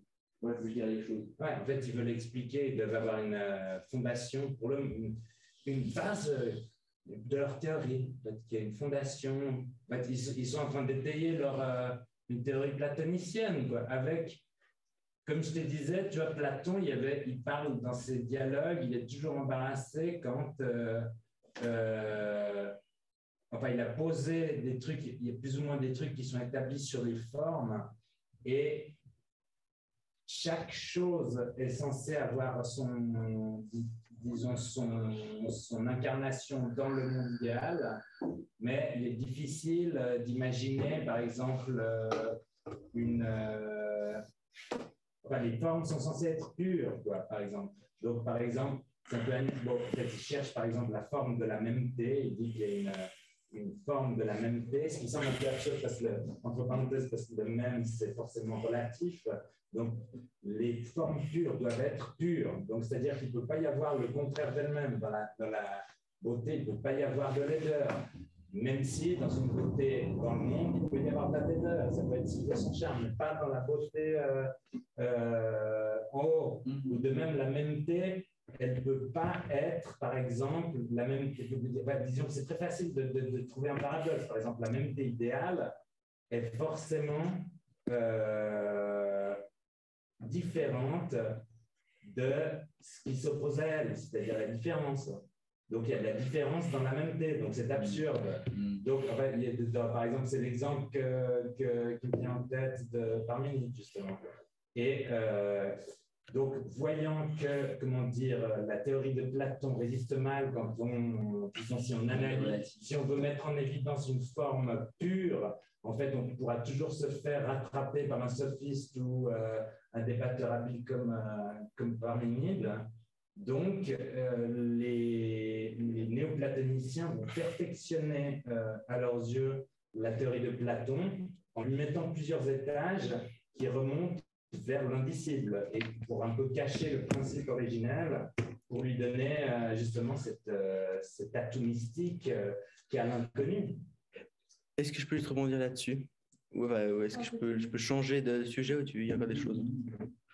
Parce que, alors, on a parlé là, si je peux faire un petit métadiscours, on s'est questionné sur ce que c'est la philosophie des néoplatoniciens et on est arrivé à décrire leur vision du monde, leur théorie, etc.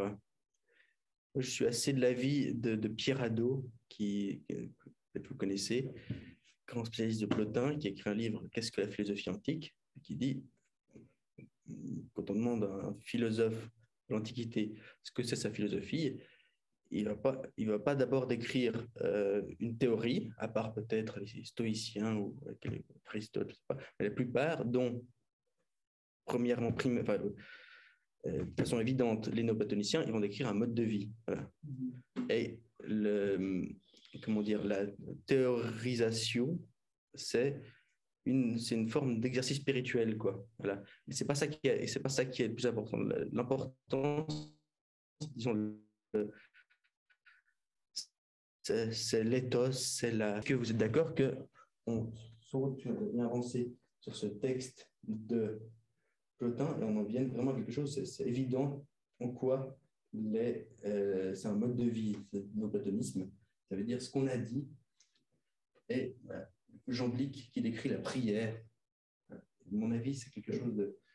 Si on demandait à un néoplatonicien ce que c'est sa philosophie, il décrirait quelque chose comme ça d'abord. Voilà. Ça vous va? Ou qu'est-ce que vous en pensez juste sur cette petite introduction? C'est juste que j'ai l'impression que ce qui nous intéresse de manière contemporaine, oui, tout le monde, je parle pour moi, ce qui m'intéresse chez justement l'étude des penseurs antiques, c'est aussi de voir leur thèse, et pas tellement leur mode de vie qui s'applique un peu. Sauf si il y a une thèse sur le mode de vie, mais leur mode de vie, c'est pas je mange plutôt du raisin que du pain, ça peut aussi être ça, mais c'est avant tout une manière d'être au monde, quoi, ou un rapport à la vérité, quoi. Ça peut dire vraiment ça de façon très. Oui, mais ce qui m'intéresserait du coup, c'est de voir comment ça s'articule avec. À mon avis, là, on comprend comment ça s'articule. Tu veux lire? Bien, tu veux que je lise? Au-delà dit, tu veux lire? Mais non, mais fais bien. Non, mais je t'en prie, je suis trop bavard. On peut te revoir. Vas-y.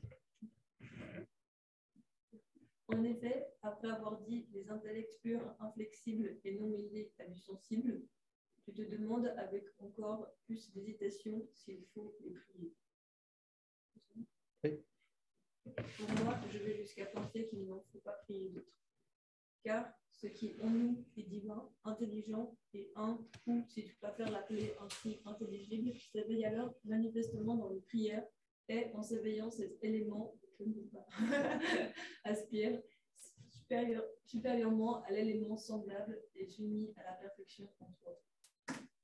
Et s'il te paraît incroyable que l'incorporel entende une voix, que ce que nous disons de la prière puisse avoir besoin d'un autre sens, en l'espèce de oui, tu oublies de. Vie de parti pris. Tu oublies de parti pris la facilité qu'ont les causes premières à connaître et à contenir en elles-mêmes tout ce qui dépend d'elles. Désolé, je comprends pas. C'est un circonflexe qui est passé. Oui. Car dans leurs unités, je suppose, elles embrassent elles-mêmes l'ensemble des êtres. Ce n'est donc ni par des puissances ni par des organes que les dieux reçoivent en eux même les prières. Ils contiennent en eux la réalisation des biens que demande la parole humaine, celle surtout des gens qui, par le rituel sacré, sont établis parmi les dieux et unis à eux. Car à ce moment-là, littéralement, le divin même s'entretient avec lui-même, et ce n'est pas comme si une personne s'adressait à l'autre qui participe à penser et trouver dans le prière.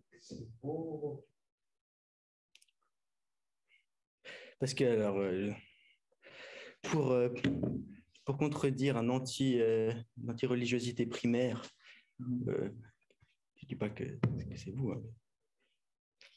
Il y a évidemment la prière, ça peut être plusieurs choses, et puis on en retient aujourd'hui ce que c'est de plus. Voilà. Il y a la prière magique, prière, s'il te plaît, fasse beaucoup d'argent, etc. Bon, bien compris que ce n'est pas cette prière-là.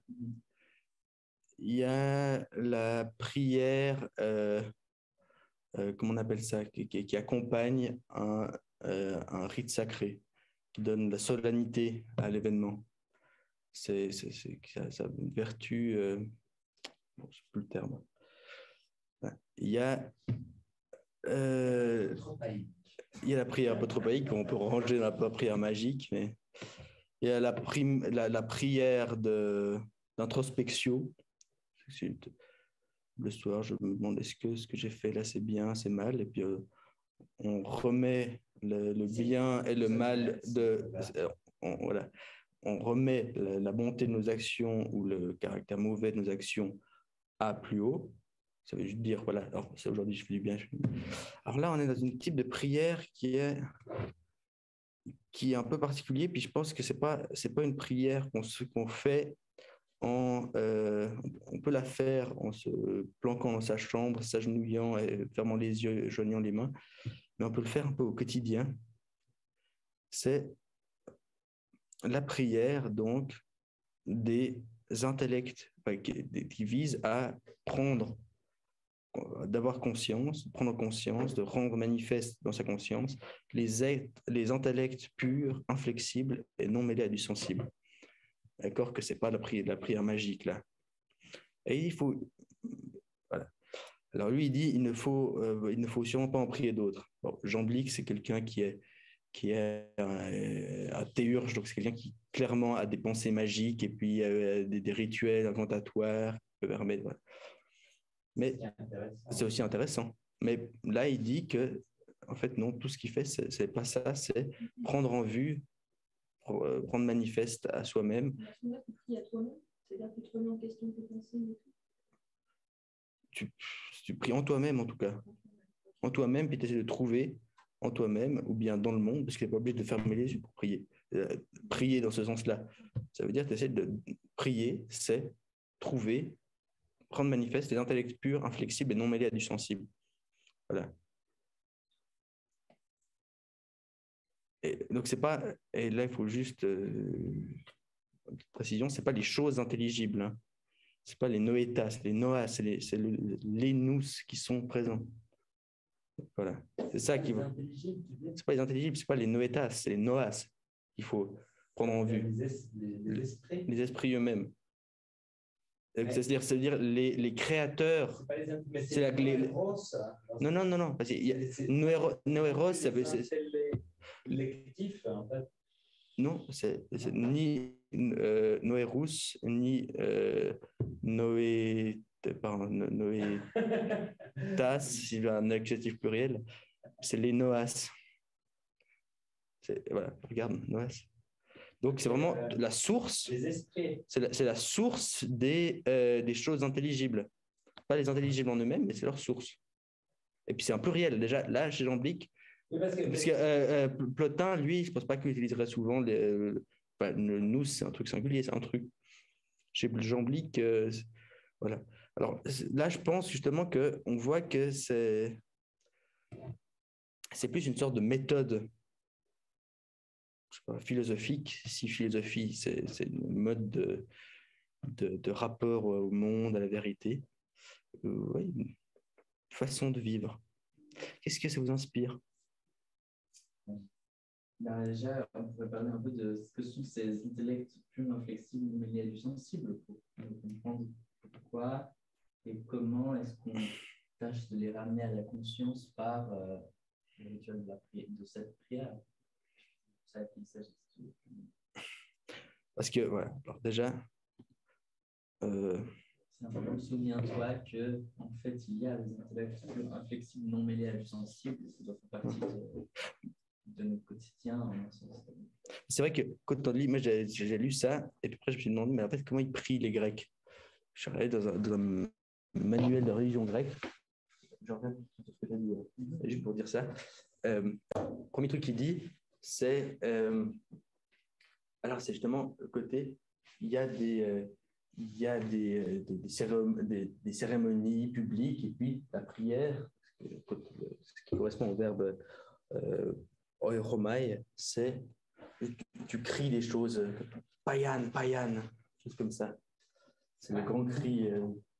Et tu dis dans une cérémonie, il y a beaucoup de gens comme ça. Ouais, c'est ça, quand on dit il prie, ce verbe, ben, c'est pour dire il crie à côté payan, payan.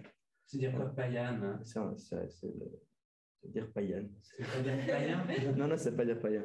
C'est pas ganous, ça. Non, c'est vrai. En Turquie, il se marquait sur Chantraine, étymologie, quoi.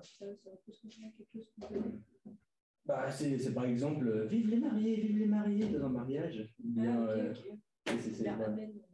ou amen, avant comme ça. Alors là, on comprend qu'on n'est plus à cette époque-là. On est dans une époque beaucoup plus. Alors là, je pense que il entendait, parce qu'il y a des chrétiens, des gens qui, quand ils prient, ils se mettent dans un coin. Voilà. C'est Jérôme. Oui. Donc, maintenant, alors, qu'est-ce qu'il faut prier? C'est quoi? C'est le grec quand même. Donc, il y a les termes séparément. Alors, noas, qui est l'exercice pluriel de nous, on comprend. Aklitus, qui n'est pas d'inclinaison, qui est inflexible, qui en fait, n'est pas incliné. Voilà, qui est un. C'est-à-dire quoi, Aklitus? Je crois que qui n'est pas clitos, qui n'est pas je cherchais inflexible, c'est ça. Mais enfin, qui n'est pas j'ai cru que tu parlais qui n'est pas susceptible, disons, que je ne peux pas, dont je ne peux rien modifier. Lui, il peut agir sur moi, je ne peux pas agir sur lui. C'est ça que ça veut dire clitos. Kai amigais aesthetos, qui n'est pas mélangé à des choses qui relèvent du sensible. On va dire les choses au-delà, quoi. Les sources des choses qui ne relèvent pas du sensible. Il y a quand même des choses qui ne relèvent pas du sensible. Il y a des choses qui ne relèvent pas du sensible. Pour la liberté. Mais c'est quoi sensible pour toi? Sensible, c'est que tu peux voir, tu peux sentir, c'est tangible, c'est pondérable. En réalité, même cette notion est discutable parce qu'en fait, ce qu'on appelle liberté, c'est aussi la possibilité d'action concrète. Bah oui, c'est pas aussi quelque chose de flottant comme ça. La possibilité d'action concrète, c'est pas sensible. Les actions que tu crées, c'est sensible. Oui, on les conçoit, mais on les conçoit dans un modèle sensible. Donc, c'est pas non mêlé du sensible, parce qu'on les conçoit dans un modèle sensible. Ouais, justement, parce que ce qu'il dit, c'est justement, alors, vous prenez une idée et vous la nettoyez de tout ce qu'il y a de sensible. Mais dans ce cas, la liberté n'a plus de sens. Dans ce cas, la liberté est vidée de son sens. Parce que s'il n'y a plus rien de concret qu'on peut faire avec la liberté, bah, à quoi ça sert d'être libre s'il n'y a rien de concret qu'on peut en faire avec? On ne parle pas de l'intérêt pratique, on parle juste de la contemplation béatifiante. Ouais, mais la contemplation, oui, mais la liberté en soi n'a de sens à être contemplée que si elle apporte quelque chose de concret et sensible. Parce que les libertés, c'est vrai que par exemple, il y a la beauté, même la beauté en soi, c'est aussi quelque chose que ultimement on veut toucher, voir, sentir, goûter. Et la force de la gravitation, la gravitation, parce que dans fait, c'est très sensible. Mais ça, c'est vrai que, ok, on pourrait l'avoir. C'est vrai qu'elle est très sensible. On peut, ok, je vois dans l'idée. Je vois un peu plus. Ou alors, par exemple, je sais pas moi, la constante de Planck. Pour moi, c'est vrai, c'est un truc qui existe. Mais là, je comprends. Mais quelle est la source de ça? Quel en est le nous, c'est-à-dire le modèle? Parce qu'il faut traduire nous ici par modèle. Mais c'est intéressant parce que c'est quelque chose qui fait partie de la réalité concrète, en un sens, la constante de Planck, la gravitation, mais que effectivement semble, alors surtout la constante de Planck, pourrait-on dire, disjoint de notre expérience sensible. Dans ce sens-là, oui, on pourrait dire que c'est pas mêlé. Moi, j'ai jamais fait l'expérience de la gravitation, seulement fait l'expérience de choses soumises à la gravitation. J'ai jamais vu la gravitation. Toi, tu es monté au sol. Oui, mais ça, c'est moi tirer au sol, mais je vois pas ceux qui me tirent au sol. Mais tu la vois pas, mais tu la, en un sens, tu la ressens. Et le fait justement d'en voir les effets, c'est déjà une mêlée. Ça dépend ce qu'on entend par mêlée du sensible, non mêlée du sensible. Parce que sinon, on pourrait se dire qu'il n'y a rien qui n'est pas. Par exemple, si on est kantien. Mais oui, mais disons que ça, c'est vrai que justement, c'est encore une fois, c'est la manifestation d'un esprit contemporain qui est plus héraclitéen, dans une pluralité infinie qui n'est pas ramassée par des ordres supérieurs, tandis qu'eux, ils sont à fond dans cette latente. Donc, ils pensent, en fait, c'est vrai que comme Platon, il pense effectivement que, par définition, a priori, c'est évident, mais je pense qu'il n'y a pas que qui pensent ça à l'époque, que la multiplicité, derrière la multiplicité chaotique, il y a une unité cachée, et qui est un peu un reflet de ce raisonnement sur toutes les grandes notions. Une sorte de, comme par exemple, je sais pas, une justice a priori, une beauté a priori. Mais par exemple, partir d'un truc comme ça, tu es attiré par le sol, je suis attiré par le sol, et c'est un même phénomène qui est commun à toi et à moi, qu'on ne peut pas voir, et donc c'est quelque chose qu'on peut intelliger sans avoir des choses sensibles. Ce qu'il y a de commun à toi qui est attiré, à moi qui est attiré, c'est pas ni ton corps que je vois, ni mon corps que je vois. Tu serais rouge, tu serais bleu, ce serait la même chose. Donc c'est pas mêlé du sensible. Non, mais on voit que la personne, elle est attirée, enfin, on fait dire l'expérience, on constate que... Oui, mais c'est des raisonnements par-dessus les téléphones. Oui, mais toi, tu nous accuses, disons, qu'on a dans nos idées, on a du sensible, mais c'est vrai que toi, dans ton sensible, tu as des idées, on pourrait t'accuser de la même chose. Mais là, ce que je dis, c'est pas qu'il y ait des idées dans le sensible, c'est que la notion de non mêlé au sensible. En fait, je trouve que la caractérisation non mêlée au sensible est ambiguë et que c'est un peu difficile. Ça dépend où est-ce qu'on met la limite de être mêlé à. Pour moi, par exemple, la gravitation, moi j'ai l'impression que, en fait, quand on intellige la gravitation, on le fait avec des données sensibles. On le fait à partir de données sensibles. À mon avis, tu auras vraiment moi, je ferais plus confiance à quelqu'un, à un ingénieur qui connaît la gravitation sans avoir besoin de s'imaginer un truc qui tombe, qu'un ingénieur qui doit voir le truc tomber pour savoir ce que... Voilà. Oui, non, mais ce que je veux dire, c'est que ultimement, la gravitation, c'est des choses qui vont tomber ou qui vont être attirées ou qui vont être sensiblement... Est-ce qu'il peut, selon toi, y avoir des choses non sensibles? Ouais, sûrement. Ça, mais donc il y a du a priori conscient, ça existe. Pourquoi pas? Pourquoi pas? Non, mais en fait, je dirais justement, et je dirais comme Spinoza que quand on pense ce genre de choses, c'est juste qu'on ignore les choses. Et que voilà, tout est sensible. Les théories, tous les concepts qu'on peut faire, c'est des abstractions qui viennent du sensible. Et c'est juste qu'il y a un moment où on va arrêter la recherche. Parce que tout vient du sensible, ça veut dire que tout est sensible. Parce que par exemple, moi, je vois toi Et après, je vois, et puis je vois, ah, il y a humain. Puis après, j'ai humain en tête, puis c'est ni toi ni lui, c'est l'humain. C'est l'abstraction, peut-être qu'elle vient du sensible, mais elle n'est pas sensible. Et il ne vient pas du sensible. Donc, il y a des choses. Dans ce cas, ok. Si c'est ça, c'est non mêlé du sensible, pourquoi pas? D'accord. Mais non, mais c'est la que ça, quoi. C'est parce que c'est vrai que je pense que pour Plotin, disons que l'idée du Dom est toujours. Enfin, il y a toute une gradation. Et je pense qu'il y a une espèce de purification. Je pense une méditation sur l'un ou quelque chose comme ça. C'est ça ce que tu veux dire. Je vois l'idée, mais du coup, c'est juste une question de ce qu'on entendait par mêler du sensible. Et tu l'as éclairci en parlant de dire que quand on dit que c'est une abstraction, en fait, on le retire finalement de la dimension sensible. Après c'est quand même, je dis quelque chose de plus. Je dis quelque chose de plus. Enfin, en tout cas, les néoplatoniciens et Platon disent quelque chose de plus. C'est que cette chose à laquelle je suis arrivé existe par ailleurs. Ouais. Ça n'existe pas que dans ma tête. Ouais, je vois. Oui, tout à fait. Ça, c'est la conclusion. Le réalisme, le réalisme transcendantal, c'est effectivement qu'il y a cette absolue, cette absolue un qui existe. Après, la question des idées chez Platon, je crois que c'est quelque chose qu'on a un petit peu trop formalisé, parce que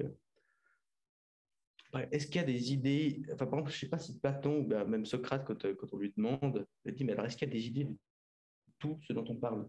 Non, justement, il se pose des questions dans beaucoup de dialogues. Oui, c'est ça. Puis, ça ne veut pas dire que, par exemple, je lui dis, mais tu penses vraiment qu'il existe l'idée de sandales indépendamment des sandales? Puis, je ne sais pas, ça, je ne sais pas.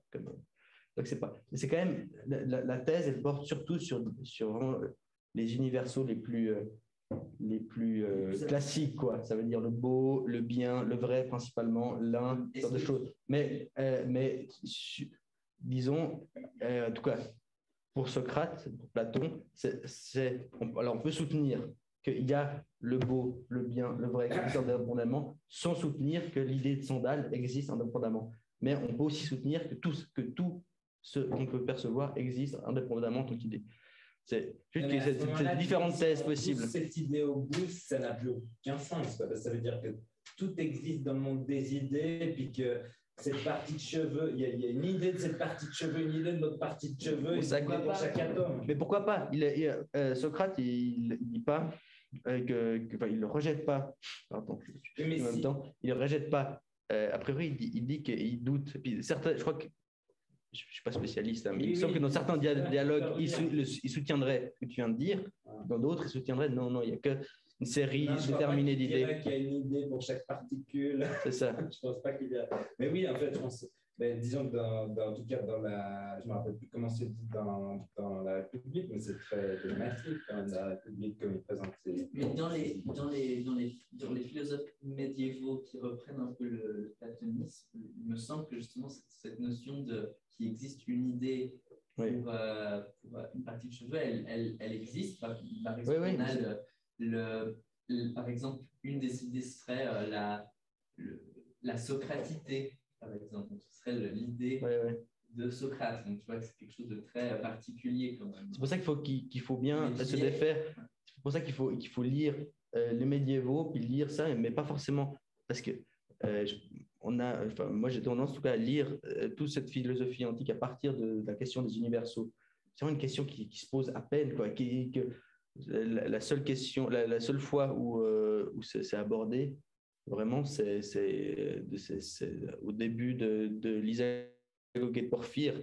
Vous dire, ouais, c'est une question qu'on pourrait aborder, mais ça me porterait trop loin, du coup, on va pas parler d'autre chose.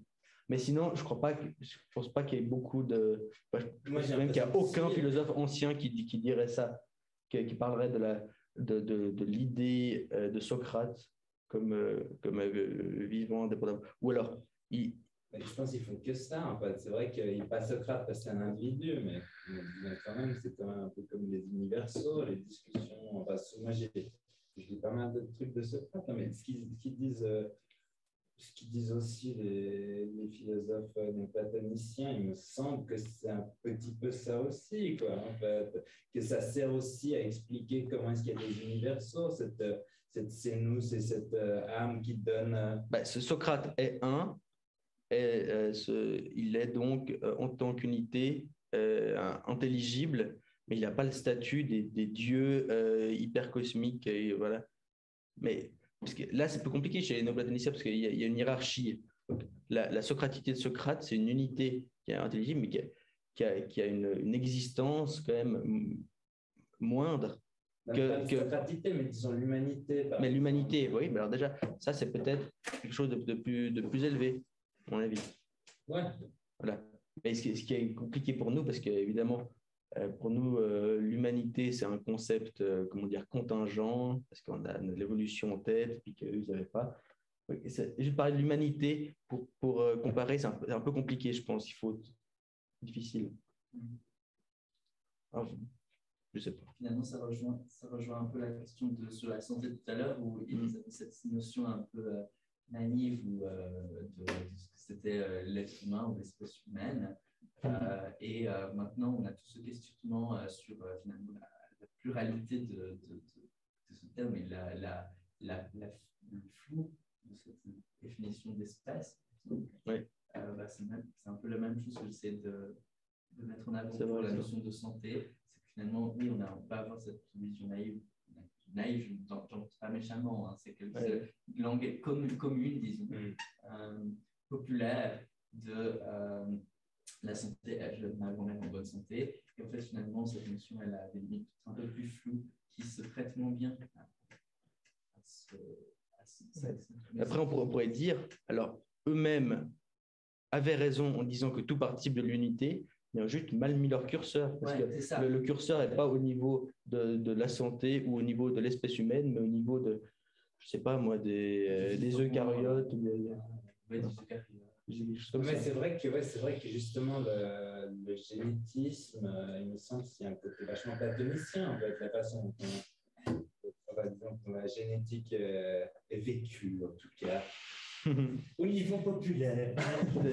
Tu veux dire la génotechnologie, la biotechnologie. Cette impression de l'espèce, justement, cette notion d'espèce qui maintenant, elle est très liée à la question génétique. Ce n'était pas le cas avant le 20e, mais maintenant, en tout cas, la notion d'espèce est très liée à la notion de génétique. Et du coup, on a, effectivement, j'entends ce que tu veux dire, il y a cet aspect un peu surnageant de l'espèce sur le génétique. Parce qu'il y a un code qui existe, partagé. On sait ce que c'est, en fait. On sait ce que c'est. C'est comme une idée platonicienne, ce code, comme un universel qui serait dans mais du coup, ce ne serait pas tellement un universel platonicien, c'est presque un universel plutôt aristotélicien qui serait immanent, puisque le code génétique est dans la réalité. Oui. Oui, mais disons qu'il est aussi connu dans l'abstrait comme quelque chose comme une idée. Donc, c'est vrai que l'idée, il y a quelque chose d'ambigu parce que l'idée n'a pas à flotter dans telle partie de l'univers, mais l'idée pourrait effectivement, disons que c'est vrai que Platon, en fait, les mêmes platoniciens, je me demande si c'est pas l'idée, il suffirait pas qu'elle soit en nous, quoi, pour exister, en fait. Hein. Je pense que c'est intéressant, c'est amusant, disons, d'aborder la génétique sur cet aspect, mais je pense que ça va nous prendre encore plus confus. Mais est-ce que vous êtes d'accord avec ma synthèse? Peut-être que on peut garder leur thèse en étant charitable. Alors, il y a de l'unité, mais ils ont mal mis le curseur. Ça, je pense que c'est non, mais ils ont bien mis le curseur, c'est génial. On n'a pas fait mieux depuis. Non, mais d'accord, parce que est-ce qu'un homme de Néandertal participe de l'humanité? Après, tu redescends plus bas. Est-ce qu'un, je sais pas, un australopithèque participe de l'humanité? Est-ce que tous les grands singes participent de l'humanité? Non, mais ça n'a pas besoin d'être une véritable unité. Il suffit juste que ça paraisse une unité ou que ça tende vers l'unité. Mais on ne veut pas ce qui est pas. Mais nous, on veut. Parce qu'on vit dans un monde qui est d'unité, de multiplicité. Et nous, on a notre idée qui est unique parce qu'on est content, parce qu'on est désespéré. Mais parce que toi, tu considères toujours que ce dont on parle, c'est comme chez Heidegger, chez tout. Toi, tu essaies toujours d'analyser nos idées. Qu'est-ce qu'on a dans la tête? On a des idées. Mais non, mais on ne parle pas de ce qu'on a dans la tête, on parle de ce qui est en vérité, ce qui est vraiment en dehors de ta tête. Ce qui serait même si toi, tu n'existais pas. Mais c'est vrai que j'ai l'impression qu'ils n'étaient pas embarrassés justement par disons, tout un corpus de complexité. Parce qu'ils ne connaissaient pas l'évolution. Et du coup, ils avaient une vision naïve qui est qui est effectivement plus proche de notre expérience et avec qui on est un peu moins comme un orphelin dans ce monde fait de particules, quoi, en fait. Oh là là, mais de fait, le monde est fait de particules. Enfin, il y a peu de oui, c'est vrai pas trop ce que c'est les particules. Donc c'est vrai que moi je me dis que quelque chose qui ne fonctionne pas, parce que ça ne fonctionne pas, les gens sont attristés, ils n'aiment pas cette idée, peut-être n'est pas vraie. Il faudrait que l'idée nous rende heureux pour qu'elle soit vraie. Mais c'est vrai, malheureusement. Mais apparemment, eux, ils croyaient que c'était le cas. Ils croyaient que, justement, en trouvant la vérité, on accède à une forme de... Ah, mais moi, je pense que oui. Bah oui, mais je pense ça aussi, moi. Mais personne n'y arrivera jamais. Hein? Non, mais c'est un truc qui est... Mais disons qu'il y a une certaine vérité, parce que l'esprit l'esprit est unifiant de la même façon que beaucoup de processus comme l'émergence, c'est unifiant, quoi, en fait. C'est quelque chose qui s'unifie soi-même. On ne sait pas pourquoi, mais ça se fait, en fait. Je dirais que la conscience, est unifiée, dans un certain sens. Mais je ne suis pas sûr, mais on peut remettre en doute que la conscience soit un reflet de ce qui se passe vraiment dans notre intériorité spirituelle ou cérébrale. Parce que l'âme n'est pas salie par le matériel, c'est pour ça. Non, je veux dire qu'il peut y avoir des processus multiples sous-jacents qui pourraient donner lieu à la conscience, et ça, on n'a pas moyen de savoir. Non. Oui, mais tu confonds la cause et la chose. Pas de ça chez nous. Oui, c'est vraiment vulgaire. Hein. moi, je dis, en tout cas, la conscience, pourquoi pas, c'est quelque chose d'unifié, d'un. Mais que peut-être que la conscience, donc c'est le résultat d'un certain nombre de processus. Et peut-être ces processus sont très distincts. Mais ça, mais on s'en fiche de ces processus, on parle de la chose, pas de ce qu'il a produit. C'est comme l'histoire de la beauté dans la cuisine. Non, c'est bon. On s'arrête là? Ouais, je pense qu'on s'arrête. Moi, j'avais juste un truc très important. C'est que j'avais l'impression en fait, que c'était l'esprit qui était devenu, qui s'était purifié à la fin, tu vois, c'est-à-dire les dieux qui se regardent eux-mêmes, tu te rappelles la fin de ce texte sur la prière. Donc en fait, c'est le résultat d'une sorte de purification de son propre esprit qui s'est identifié en ayant regardé les choses pures et qui est devenue la chose pure elle-même. Donc c'est la chose pure elle-même qui se regarde. Et ça, c'est très beau et très, très épuré, très protestant. Non, mais dans ce monde d'ici-bas, on ne peut quand même pas monter. Tu vois, Plotin lui-même dit qu'il faut être humble. Dans le truc contre les plastiques, il dit qu'il ne faut jamais être ce qu'on contemple. On va s'identifier à lui, mais on ne va jamais être vraiment. Ah, je pense que c'est le but, il le dit aussi. À la limite, après la mort, mais de ce côté-là de la vie. Ah, je suis sûr qu'il le dit quelque part. Je vais t'apporter. Mais moi, je vais t'apporter. Tu lis tout le texte sur les gnostiques, il dit exactement le contraire. Bon, bah, c'était sympa. Hein, c'était houleux. Ah, mais non, il faut plus. Tu parles encore plus la prochaine fois, c'est parfait. Non, il faudrait que tu parles un tout petit peu moins. C'est comme lui et moi qui sont. Faut qu'elle peut nous voler la vedette. Non, mais viens, la prochaine fois. Bon, bah, merci aussi à tous ceux qui sont en ligne. Il faut me dire le thème. Peut-être, je regarde le thème du jour. À bientôt, papa. À bientôt, maman. Ouais, merci beaucoup. J'ai eu du plaisir. Avant de me Salut. lancer, d'avoir l'idée un peu générale.